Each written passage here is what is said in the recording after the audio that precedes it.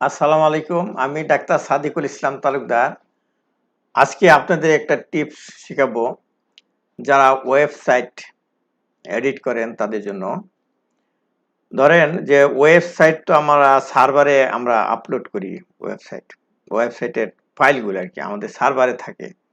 কিন্তু মাঝে, মাঝে কিন্তু সার্ভারের সমস্যা হইতে পারে।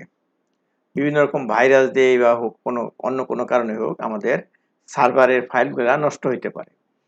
এইজন্য আমাদেরকে মাঝে, মাঝে এইগুলোকে ব্যাকআপ নিতে হয়। তাহলে একবার ফাইল আপলোড করতে হয়, আরেকবার ফাইল ডাউনলোড করতে হয়। ব্যাকআপ নেওয়ার জন্য ডাউনলোড করতে হয়, আর আপলোড করার জন্য ফাইল আপলোড করতে হয়। তো এই যে ফাইল আপলোড করা হচ্ছে এবং ডাউনলোড করা হচ্ছে, এগুলি ফাইল ট্রান্সফারের মাধ্যমে করতে চাই।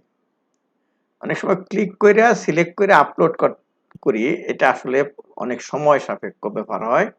তা আমি দ্রুত ফাইল আপলোড করব, দ্রুত ফাইল ডাউনলোড করব আমাদের সার্ভারে। কিভাবে সেই টিপসটা আপনাদের শেখাবো। সেটা করব আমি FileZilla নামে যে একটা প্রোগ্রাম আছে, সেই প্রোগ্রামের মাধ্যমে। আমি আমি আপনাদের এখন দেখাবো কিভাবে FileZilla ডাউনলোড করে কম্পিউটার ইনস্টল করা হয় এবং সেটা কিভাবে সেই FileZilla ব্যবহার করে ফাইল ট্রান্সফার করা হয়, এফটিপি যেটাকে বলা হয়।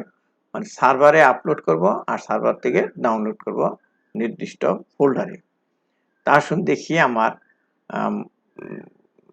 আমার যে ল্যাপটপ আছে সেখানে আমি এটা প্র্যাকটিক্যালি দেখাবো সেটা। এখন যদি আমি স্ক্রিনে যাই, স্ক্রিনে গিয়ে আমি ব্রাউজার ওপেন করলাম। ব্রাউজার ওপেন করে আমি দেখাচ্ছি যে কোথা থেকে আমি এই FileZillaটা ডাউনলোড করব। এই জন্য আপনাকে দেখাচ্ছি যে ব্রাউজার ওপেন করলাম, ওয়েব ব্রাউজার। তো এখানে আমি খুঁজবো FileZilla গুগলে। FileZilla ZILLA FileZilla লিখে এন্টার দিলাম। যে FileZilla লিখে এন্টার দিলাম, এই যে দেখেন লেখা আছে FileZilla দি ফ্রি এফটিপি সলিউশন। এখান থেকে আপনি FileZillaটাকে ডাউনলোড করুন। এই যে এটা লোগো হলো FileZillaর। এখানে আপনি ক্লিক করুন। এরকম ভাবে ক্লিক করলে এই যে ডাউনলোডের বিভিন্ন অপশন আসতেছে। এই যে এরকম একটা ডাউনলোড অপশন থেকে ক্লিক করে আপনি ডাউনলোড করে আপনি ওই সেটআপ দিয়ে নেন।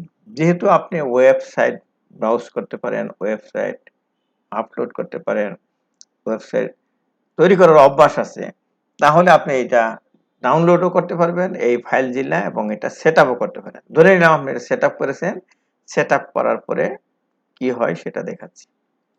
তাহলে আমার কম্পিউটারে FileZilla ডাউনলোড করা আছে এবং এটা আমি আমার এই টাস্কবারে দিয়ে রাখছি FileZilla।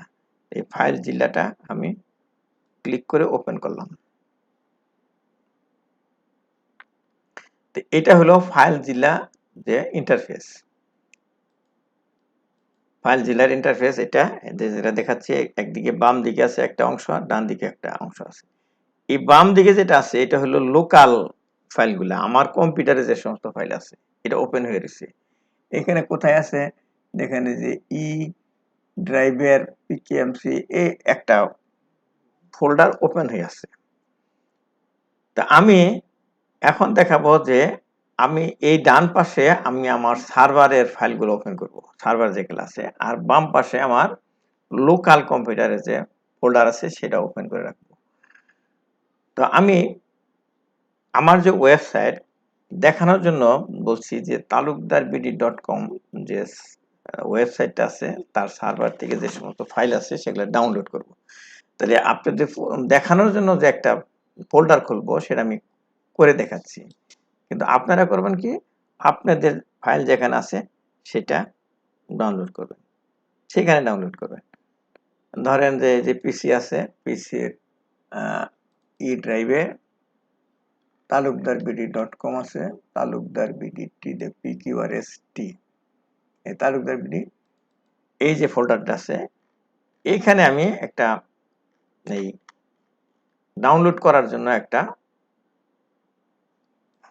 ফোল্ডার তৈরি করলাম। আপনিও ফোল্ডার এইভাবে করবেন। আমি এই ফোল্ডারের নাম লিখলাম ব্যাকআপ, ব্যাকআপ একটা হাইফেন দিয়া বোঝানোর জন্য যে এটা একটা ব্যাকআপ ফাইল।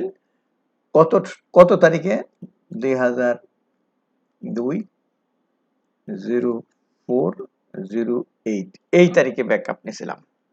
আমাদের এটা দেখলে এই ফাইলটা দেখলেই বোঝা যাবে এটা কত তারিখে ব্যাকআপ নেওয়া হয়েছিল। এইখানে আমি ডাউনলোড করব।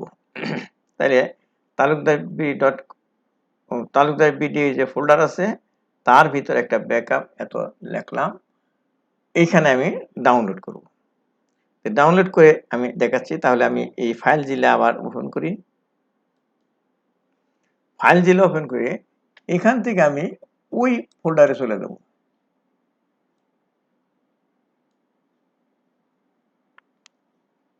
ধরেন এখানে এই যে ই ড্রাইভ আছে, ই ড্রাইভে ক্লিক করলাম, ই ড্রাইভের talukdarbd চলে যাই।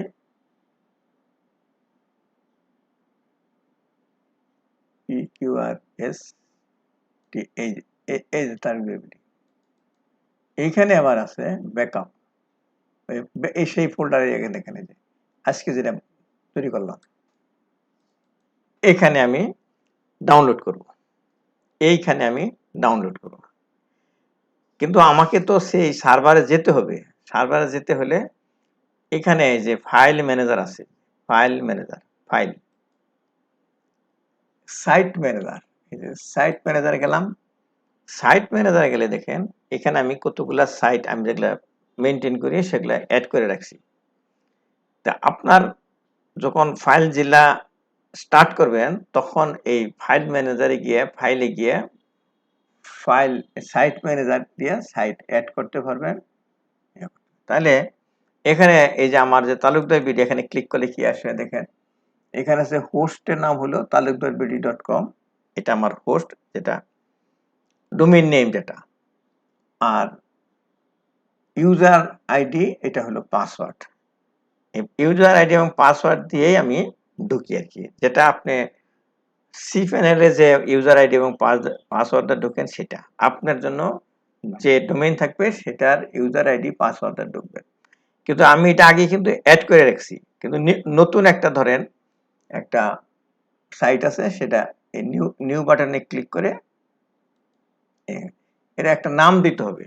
যে নামে আপনার ওয়েবসাইট আছে সেরকম বোঝানোর জন্য যে কোনো নাম দিতে পারেন, কিন্তু যেমন এই যে পিকেএমসি মানে পটুয়াখালী মেডিকেল কলেজ বোঝাচ্ছি, তাহলে এটা যেহেতু কোনো কিছু না, এটা আমি টেস্ট হিসেবে নাম দিলাম, টেস্ট ওয়েবসাইট। আর টেস্ট ওয়েবসাইটে হলো এই যে একটা যোগ হলো এর হোস্ট নেম, লেখেন test.com যদি থাকে এরকম, আর এর ইউজার আইডি পাসওয়ার্ড দিয়ে কানেকশন দিলেই এখানে ওটাও যোগ হবে। আর যেহেতু আমি এটা করব না, কাজে আমি এটা ক্যান্সেল করে দিলাম, করলাম না। তো এখন আমি যেটা করা আছে সেটা talukdarbd.com, সেটাতে আমি ফাইল ওপেন করব। এই যে এটা দেওয়া আছে talukdarbd.com, তিনটা জায়গায় ফিল আপ করবেন, talukdarbd.com, তারপরে এই ইউজার আইডি পাসওয়ার্ড, তারপরে কানেকশন দিতে গিয়ে যদি বলে ট্রাস্ট করি কিনা, তাহলে আপনি ইয়েস দিবেন, এটা ট্রাস্টেড, অনেক সময় এটা প্রিভেন্ট করে। এখন আমি কানেকশন দিলাম, কানেকশন হবে। এখন আমাকে সার্ভারে কানেকশন, দেখেন এখানে দেখাচ্ছে সার্ভারে কানেকশন হচ্ছে, সার্ভারে কানেকশন হচ্ছে। দেখেন আমি একবারে সার্ভারে চলে গেছি। এই ফাইলগুলা কিন্তু আমার ওয়েবসাইটের সার্ভারে, talukdarbd.com এর সার্ভারে। তাহলে এই সার্ভারে যে আছে এই পাবলিক HTML, এই জিনিসটা ওপেন করবেন। এইখানে সাধারণত পাবলিক HTML এর ভিতরেই আমাদের যে সমস্ত ফাইল ব্যাকআপ নিতে হবে সেগুলো থাকে, এগুলোই রান করে আমাদের ওয়েবসাইটে। এখন কম্পিউটারের অন্যান্য এর মতোই হয়ে গেল আমার সার্ভার এবং আমার এই যে লোকাল কম্পিউটার। আমি এই দিক থেকে ফাইল টান দিয়ে এই দিক দিয়ে নিতে পারি, এখান থেকে ফাইল টান দিয়ে এই দিক দিয়ে আনতে পারি। তাহলে দেখেন আমি একটা এক্সাম্পল দেখাই। ধরুন আমি সবগুলা সিলেক্ট করে টান দিয়ে যদি এখানে ছেড়ে দেই তাহলে সবগুলো আসবে। আমি একটা দেখাচ্ছি, আমি 46টা ফাইল আছে, একটা এখন ধরে আমি এখানে টান দিয়ে ছেড়ে দিলাম, দেখেন এই যে আসতেছে, ট্রান্সফার হচ্ছে। এই দেখেন ওই ফাইলটা এখানে আসলো, এই যে এখানে আসছে। আমি যে আরেকটা নেই, আমি একটা একটা করে নিয়ে দেখাচ্ছি, কিন্তু আপনি সবগুলো একাত্রে ধরে আনতে পারেন। আমি এখন ওইটা বড়, অনেকগুলো ধরলে অনেক সময় বেশি লাগবে, আপনাদের বিরক্ত লাগতে পারে। আমি একটা দুইটা ফাইল এনে দেখালাম। তো একটা দুইটা ফাইল যখন আসে, দেখেন বাম দিকে আসলো, এটা মানে লোকাল কম্পিউটারে আসলো, আর এটা হলো সার্ভারে। তাহলেই সবগুলো আসলে এটা ব্যাকআপ হয়ে গেল। তো এখন আমি এটা থেকে আমি মনে করেন আমার ডাউনলোড হয়ে গেছে সব, তখন আমি এটাকে ক্লোজ করে দিলাম, ফাইলজিলা ক্লোজ করে দিয়ে দেখেন এই যে talukder.com আমার ই ড্রাইভে ব্যাকআপ নামে একটা আছে, এখানে আছে কিনা, এই যে দেখেন সেই দুইটা ফাইল কিন্তু এখানে রয়ে গেল। তার মানে আমার সার্ভারে যে সমস্ত ফাইল আছে আমি সবগুলো ফাইল একদিন করব কি 3 মাস পর পর 2 মাস পর পর সবগুলা ডাউনলোড করে রাখবো। কারণ কোনো সময় যদি কোনো কারণে আমার সার্ভার ফেল করে তাহলে আমি আবার আপলোড করে দিলেই হবে। দেখাইলাম কিভাবে সার্ভার থেকে আপলোড করে। আবার আপলোড করার সময় কিন্তু তাই হবে, বাম পাশ থেকে ডান দিকে নিয়ে ছেড়ে দিবেন, হয়ে যাবে। বাম পাশ থেকে মানে বামটা হলো আপনার কম্পিউটার এখানে যেটা আছে, ওই ডান পাশে ওখানে ছেড়ে দিলেন। তাহলে এত সহজভাবে এই কাজটা হচ্ছে FileZilla দেয়া। তাহলে আমরা অবশ্যই FileZilla ব্যবহার করব ফাইল ট্রান্সফার প্রোটোকল হিসেবে ওয়েবসাইটের। আমি এতক্ষণ দেখালাম যে FileZilla দিয়ে কিভাবে ফাইল ট্রান্সফার করা হয়, বিশেষ করে ওয়েবসাইটের ফাইলগুলা আপলোড করা যায় এবং ডাউনলোড করা যায় খুব সহজে, খুব দ্রুত।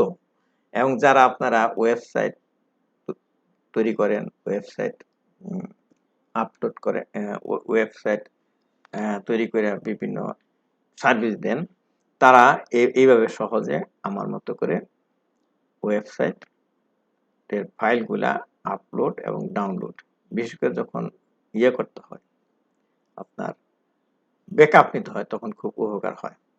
তাই আপনাদের যদি মনে হয় যে এইটা আমার এই উপকারে আসলো এই FileZilla ব্যবহারে, তাহলে আমার এই ভিডিওটা আপনার বন্ধুদের মাঝে শেয়ার করুন। আমার ইউটিউবে এবং আমার ফেসবুক পেজে এটা থাকবে। আপনারা সবাইকে ধন্যবাদ দেখার জন্য। আল্লাহ হাফেজ।